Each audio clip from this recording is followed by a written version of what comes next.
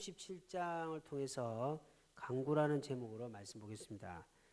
37장은 아수르의 침략 앞에 위기에 직면한 이스라엘 민족의 그 직면된 상황 속에서 하나님을 경외했던 왕이 어떠한 그 삶의 행동과 신앙적인 결단을 했는지에 대해서 37장에 나오고 있습니다.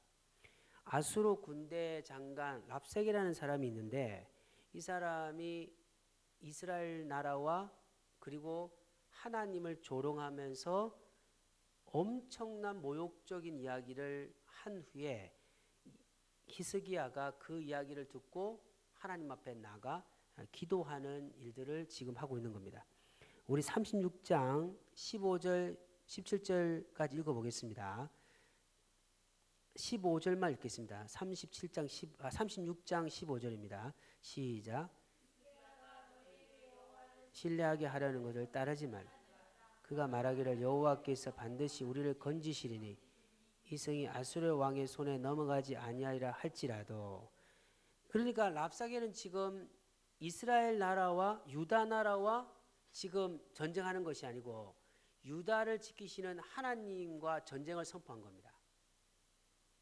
사실 오늘날 시대의 사람들은 그리스도인, 교회 다니는 사람들과 싸우거나 모욕하는 것이 아니고 그들이 믿는 하나님을 모욕하고 그리고 비웃고 조롱하는 일들이 참 많죠. 그래서 우리가 항상 삶을 살아보다 보면 우리가 싸워야 하는 것은 하나님이 모욕당하지 않도록 하는 것입니다. 그런데 성경은 항상 우리에게 가르치는 게 뭐냐면 우리의 삶에서 잘못된 삶을 삶으로 하나님께 영광이 되지 못하고 믿지 않는 사람들에게 하나님이 모욕당하게 하는 사람은 반드시 하나님이 책망하신다라고 말씀하고 있는 거죠. 우리가 잘못 살아서 지금 솔직히 하나님이 조롱받고 하나님이 무시당하는 대부분의 그 결과의 원인은 뭐냐면 교회 다니는 사람들이 잘못 살기 때문에 그렇습니다. 그리스도인이라고 하는 사람들이 잘못 살고 올바르게 살지 못하고 그리고 정직하게 살지 못하기 때문에 그렇다는 거죠. 지금 신천지 이단의 지금 상당히 사이비 집단 때문에 어려움을 당하고 있는데 그 집단의 특징이 뭐냐면 그 집단 속에 딱 들어오면요. 학생들은 학교 생활을 포기해버리고 직장 생활에서 어떤 그 집단을 위해서 온 시간을 다 내고요. 또 집을 가출을 하고 부부들은 가정을 떠나버리고 이혼을 하고 이런 일들이 엄청나게 많이 일어난다는 거죠. 그런데 지금 우리 기독교인이라고 하는 우리가 그러면 그 신천지 사이비 집단에 대해서 비난하고 욕할 수 있는 자격이 있는가라는 거죠. 우리 정통교회라고 하는 교회 안에 다니는 성도 중에서 불법을 행하고요. 그리고 사기를 치고요. 그리고 가정에서 폭력을 행하고 하나님을 경외하는 모습이 없이 예수 믿지 않는 사람보다 더 악랄하게 사람들에게 고통을 주는 사람들이 정통교회의 직분자라는 이름을 가진 사람들이 많다는 겁니다. 그래서 여러분들 우리가 하나님이 모욕당하는 것을 하지 않도록 하는 것이 그리스도인의 삶인데 그리스도의 삶의 첫 번째 우리가 가질 것은 우리의 말과 행동을 통해서 하나님이 영광받게 하기 위해서 우리의 삶을 거룩하게 하고 우리의 삶을 진실하게 하고 우리의 삶을 순결하게 하는데 최선을 다하시기를 간절히 소망합니다. 그러면 지금 이 이사야 37장에 나오는 이 랍사게가 히스기야와 유다 민족을 조롱하는 것은 이것은 하나님 앞에 잘못된 그리스도의 삶의 결과가 아니고 랍사게 이 사람이 아수르의 군대 장관이 자신의 군대의 힘으로 하나님을 지금 모욕하고 있는 겁니다. 여러분 우리가 복음을 위해서 고난을 받거나 예수 그리스도를 믿는다는 믿음 때문에 고난과 그 핍박을 받을 때는 하나님 반드시 우리를 통해서 하나님 영광을 받아주실 줄 믿습니다. 이 완전히 이걸 이제 철저하게 구별해야 된다는 거예요. 구별. 히스기야는 아수르의 군대 장관 랍사겔의 조롱을 들었을 때 분명히 이제 어떤 일을 선택해야 되겠죠. 그런데 어떤 선택을 하냐면 여러분 어떤 선택이 있겠습니까? 히스기야가 여기서 할 수 있는 거. 자신의 국가보다 더 큰 군사력을 가진 나라가 침략할 때 히스기야가 할 수 있는 선택은 몇 가지밖에 없죠. 첫째는 뭐냐면 군사적 방법입니다. 군사적. 히스기야가 아수르 말고 그 주위의 동맹 국가들과 어떤 연락을 통해서 동맹 국가의 힘으로 아수르와 대항하는 겁니다. 그 방법이 하나가 있고 두 번째는 타협이죠. 타협. 아수르 앞에 굴복하고 아수르가 원하는 것들을 해줌을 통해서 전쟁을 못하도록 하는 것이죠. 그런데 히스기야는 가장 말도 안 되고 상식적으로 이해할 수 없는 영적 방법으로 지금 전쟁을 치르려고 하는 겁니다. 그게 뭐냐면 하나님께 도움을 청하는 겁니다. 사실 말도 안 되는 얘기죠. 아수르에 지금 병거와 칼을 가지고 지금 침략하려고 하는데 영적 지도자라고 아니 이 그 나라를 지키는 왕이 군사력을 모을 생각을 안 하고 하나님 앞에 나온다? 하나님 앞에 기도한다? 이것은 히스기야가 왕이 된 후에 영적인 삶을 계속적으로 보였기 때문에 그게 이해가 되는 것이지. 만약에 히스기야가 그런 영적인 삶을 살지 못했다면 백성들은 도저히 이해할 수 없는 거죠. 자, 37장 1절 2절 읽어보겠습니다. 시작. 있고 여호와의 전에 갔고 왕금 맡은 자 엘리야김과 서기관 같은 나와 제장 중 어른들도 굵은 베옷을 입으리니 왕이 그들에게 아모스 아들 선자 이사야에게로 보내며 여기서 보면 1절 2절 보면요 히스기야가 나오고요 왕국 맡은 자 엘리야김이 나오고 서기관이 나오고 제사장이 나왔다는 거예요. 이게 영적 지도자 모든 경제와 모든 행정과 인사권과 모든 것들을 통치하는 왕과 그리고 행정과 영적인 것들을 맡은 지도자가 했던 행위는 어떻게 하면 이 아수르의 침략을 위기를 극복할 건가 아니고 하나님이 아니면 안 된다고 하는 영적인 마음에 일치됐다는 거죠.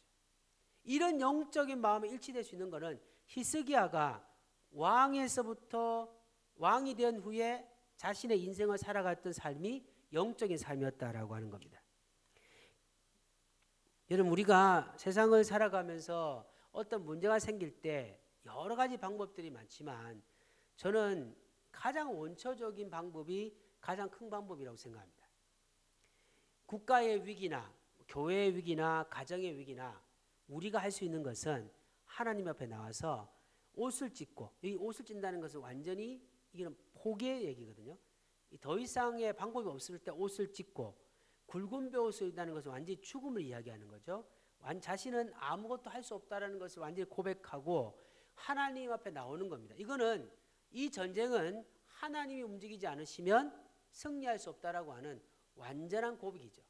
우리가 교회의 일이나 우리 가정이나 직장이나 사업이나 우리의 가족의 모든 문제를 하나님이 아니면 할 수 없다라고 하는 히스기야가 가졌던 이 진실한 마음으로 기도한다면 반드시 역사가 일어날 줄 믿습니다. 그런데 우리는 말은 진실하다고 말하고 필요하다고 말하지만 하나님을 100% 신뢰하고 100% 이해하고 그분 앞에 나가는 영적 갈급이 지금 부족하다는 거죠. 히스기야는 자신이 하나님 앞에 나가서 기도하는 삶을 살지만 그 당시에 하나님의 뜻을 전하는 선지자에게 이 상황이 도대체 무엇 때문에 발생됐는지 그리고 이 아수르의 침략에 유다는 어떠한 표현과 삶의 행동이 필요한지에 대해서 질문을 던지기 위해서 신하들을 이사야에게 보냅니다. 3, 4절을 우리 한번 읽어보겠습니다. 시작. 히스기야의 말씀에 오늘은 환난과 체포 능률의 날이라. 아이가 낳으라 하나 해산하임이 없음 같도다. 당신의 하나님 여호와께서 랍삭의 말을 들으셨을 것이라.